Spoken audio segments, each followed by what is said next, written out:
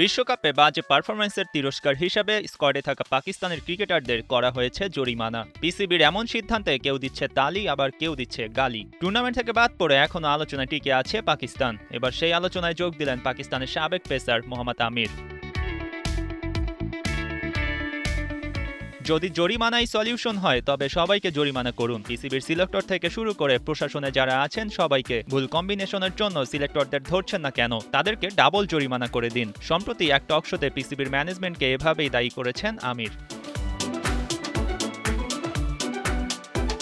সবসময় খেলোয়াড়রাই কেন বলির পাঠা হবে? পাকিস্তানি ক্রিকেটারদের পক্ষ নিয়েছেন আমির। পিসিবি প্রত্যেক খেলোয়াড়কেই 50 লাখ রুপি জরিমানা করেছে। এখানে আমিরের প্রশ্ন, সাহিবজাদা ফারহানের ব্যাপারে কি সিদ্ধান্ত হবে? ফকর জামান, যিনি 2 ম্যাচ খেলেছেন, তার ব্যাপারে কি হবে?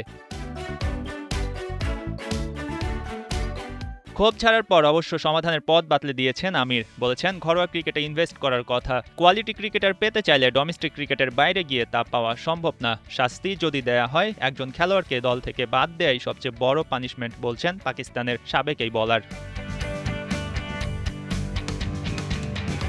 এবারে টি-20 বিশ্বকাপে পাকিস্তানের তেমন বড় পারফরমেন্স নেই বললেই চলে। গ্রুপ পর্বে তুলনামূলক কম শক্তির দলের সাথে খেলে সুপার 8 নিশ্চিত করে সালমান আঘারা। সেখানে শ্রীলঙ্কার সাথে শেষ ম্যাচটির জয়ের স্মৃতিটাই কেবল ভালো, তবে ওই ভালো স্মৃতিতেও আছে দুর্ভোগ। 5 রানে জিতেও বিদায় নিতে হয়েছে ম্যান ইন গ্রিনদের। এরপর থেকেই শুরু হয়ে গেছে দলটি নিয়ে বিভিন্ন কাটাছেঁড়া, যা চলছে এখনও। মঈন হাসান, ৭১।